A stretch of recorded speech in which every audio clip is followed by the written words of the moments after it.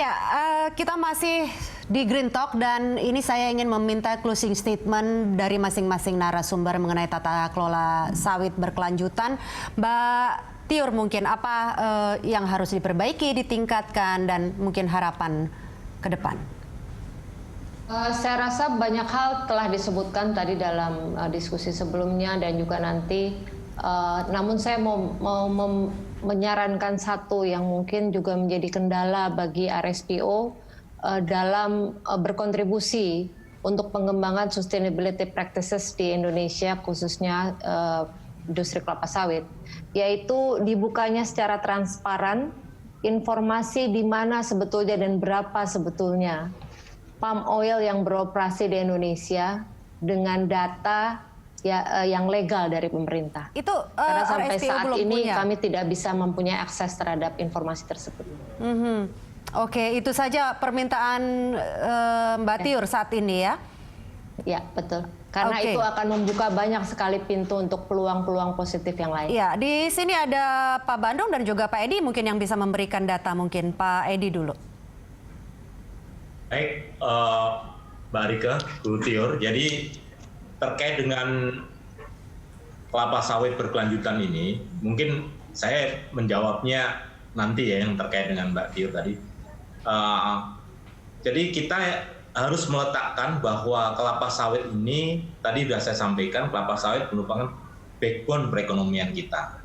Oleh karena itu kita harus punya yang namanya Indonesia Incorporated on Palm Oil. Artinya semua stakeholder yang terkait dengan palm oil harus hand in hands untuk memajukan kelapa sawit. Jadi tantangan ini artinya terkait juga dengan masalah bagaimana sustainability-nya kelapa sawit itu kaitannya juga dengan tentunya masalah produktivitasnya, kemudian masalah SDM-nya. SDM tentunya ini sama-sama kita harus meningkatkan, terutama untuk smallholder, untuk good agriculture practices. Ini yang paling penting. Kemudian juga tantangan kita yang harus kita lakukan, bagaimana hal-hal negatif campaign yang dilakukan oleh pihak luar bisa kita lawan. Kita harus punya posisi bahwa apa yang dituduhkan mereka itu tidak benar. Itu. Saya rasa kita semua mampu untuk melawan yang negatif campaign itu. Kemudian yang terkait dengan data yang tadi Bu Tiur sampaikan, nanti dengan adanya ini sekarang ini tutupan kelapa sawit sebesar 16,38 juta hektar, ini nanti akan dilakukan pengecekan kembali, nanti ada data resmi, Mbak Tiur, nanti ada resmi yang BPS nanti, karena nanti akan secara resmi akan data keluar, karena sesuai dengan prinsip data one data policy kita ini kan yang resmi nanti akan mengeluarkan adalah BPS. Ini sekarang kita sudah mulai bekerja untuk melakukan pengecekan kembali terkait dengan di mana, berapa luasnya, ownership-nya siapa, secara lebih jelas. Dan nanti kita sepakat sih Mbak Bu Tiur dan Mbak Rika bahwa dengan adanya keterbukaan data ini, pembenahan terhadap kelapa sawit pasti lebih mudah akan dilakukan. Dan the final goal kita terkait dengan kelapa sawit yang sustainable akan bisa tercapai. Baik, ya mungkin tadi Pak permintaan saya closing statement dari Pak Bandung mengenai tata kelola sawit ini, apa sebetulnya suara dari GAPKI sebagai pengusaha dan juga harapan atau komitmen ke depannya. Ya, kami punya harapan yang sangat besar terhadap Perpres 40 dan kemudian sudah diimplementasikan melalui PP 38 di Permentan ya, mengenai ISPO, dan kemudian kami juga berharap bahwa kemudian ISPO ini bisa menjadi standar yang diakui oleh negara-negara lain, terutama di Eropa. Dan ke depan sih ini penting sekali, saya punya harapan bahwa kemudian informasi-informasi tentang sawit yang terutama positif itu bisa diakses untuk masyarakat dunia gitu. Jadi bukan hanya negatifnya aja, sehingga kemudian mereka mendapat informasi yang proporsional tentang apa yang sebenarnya terjadi di industri kelapa sawit, bukan hanya di Indonesia sebenarnya, tapi kemudian di Asia Tenggara, karena paling besar kan Indonesia dan Malaysia. Sehingga kemudian orang bisa melihat kelapa sawit itu lebih proporsional dan tidak hanya melihat negatifnya aja. Dan kemudian dengan Perpres 44 tahun 2020 ini memang harapannya kemudian sertifikasi bisa lebih lancar dan kemudian bisa saya lihat ambisi yang sangat signifikan terutama juga untuk smallholder, dan itu tentu saja perlu kerja keras yang antar multi pihak yang cukup signifikan, sangat diperlukan untuk bisa membuat Perpres 44 2020 itu bisa terwujud 5 tahun ke depan. Itu aja Mbak Rika. Oke. Mas Sony, closing statement dari Anda terkait dengan diskusi tata kelola sawit kita ini.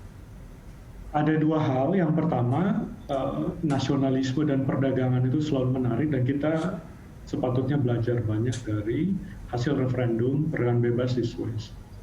Saya yakin Pak Edi, Tiur, kita lah yang semua di sini itu sama-sama sayang Indonesia. Jadi narasi untuk mengkotak-kotakan sesama kita barangkali juga perlu dihindari untuk membantu lebih produktif kita mencoba memajukan sawit kita gitu di Indonesia.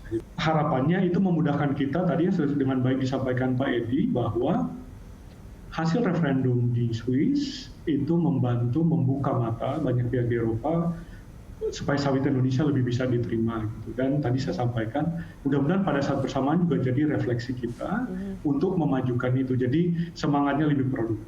Itu yang pertama. Yang kedua adalah integrasi perencanaan kita. Tadi sudah disampaikan Pak Edi, terutama di sektor berbasis lahan gitu ya. Baik, ya terakhir closing statement dari Mas Arief. Iya, harapan kami gitu ya Mbak, untuk bisa mempercepat implementasi Perpres ISPO ini, hal yang patut untuk dilaksanakan adalah perpanjangan moratorium sawit. Kenapa? Karena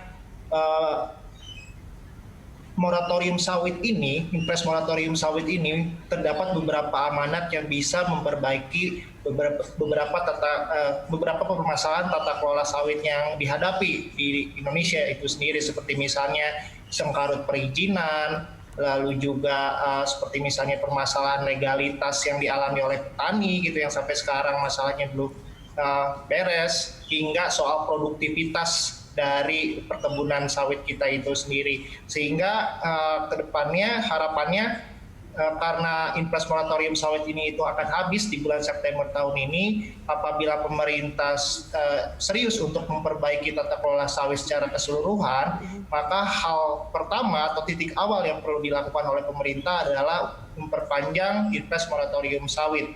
Lalu kemudian baru kita bisa melangkah ke langkah selanjutnya, salah satunya yaitu percepatan implementasi sertifikasi ISPO terhadap semua pelaku usaha. Terima kasih.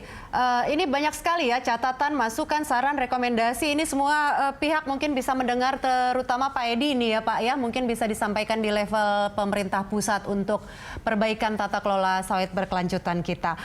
Mas Arief, Mas Sony, Mbak Tiur, Pak Bandung, dan juga Pak Edi, terima kasih sekali lagi sudah meluangkan waktu untuk berdiskusi di Green Talk mengenai tata kelola sawit berkelanjutan.